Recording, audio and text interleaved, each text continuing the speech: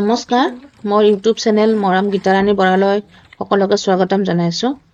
ভিডিঅ'টো শেষলৈকে স্কিপ নকৰাকৈ চাব বুলি আশা ৰাখিছোঁ।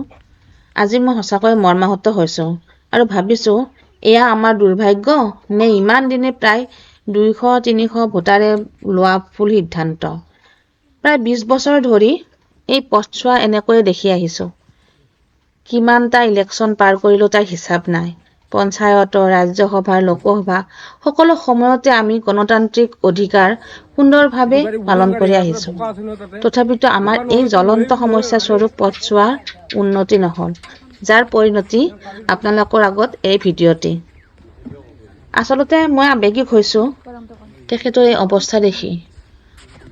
তেখেতক হস্পিটেলৰ পৰা ঘৰলৈ অনা হৈছে, তেখেতৰ ভৰি এখনো ভগা। এই ভিডিঅ'টো হৈছে কামৰূপ জিলা গ্ৰাম্য পলাশবাৰী সমষ্টিৰ 1 নং আমতলা গাঁৱৰ আদৰ্শ গাঁৱৰ এই পথটো। আমাৰ পৰিচয় এইখিনিয়ে। যদি কোনো সদাশয় ব্যক্তিয়ে এই পথছোৱা নিৰ্মাণ কৰাত আমাক সহায় কৰিম বুলি ভাবিছে, তেতিয়াহ'লে আমাক অনতিপলমে সহায় কৰক। নহ'লে নাজানো, হয়তো এনেকুৱা অৱস্থা হ'ব পাৰে যে আমি অসুস্থ মানুহ এজন হস্পিটেললৈ গৈয়ে নাপাব। ইয়াত বহুতো ল'ৰা ছোৱালী আছে, শিক্ষিত ল'ৰা ছোৱালী, স্কুললৈ যাবলৈ অসুবিধা। সেইবোৰ বাৰু নকওঁৱেই, হস্পিটেললৈ যোৱাটোৱেই মেইন উদ্দেশ্য আমাৰ।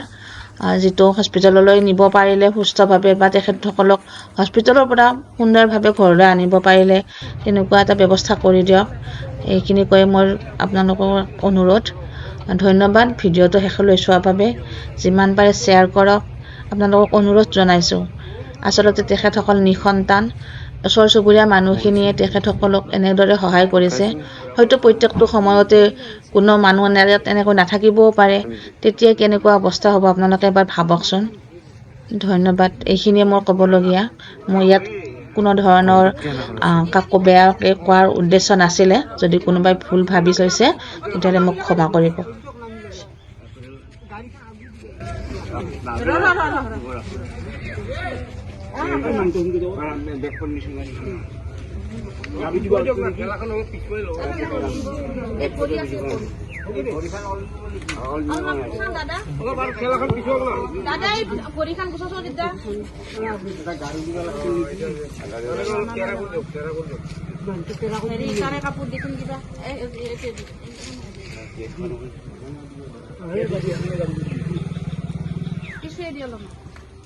নামটো এইফালে আগলৈ দি পিনি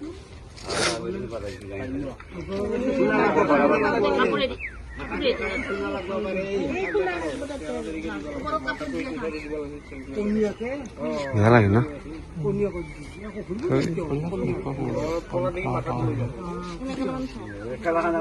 উপায় নাই।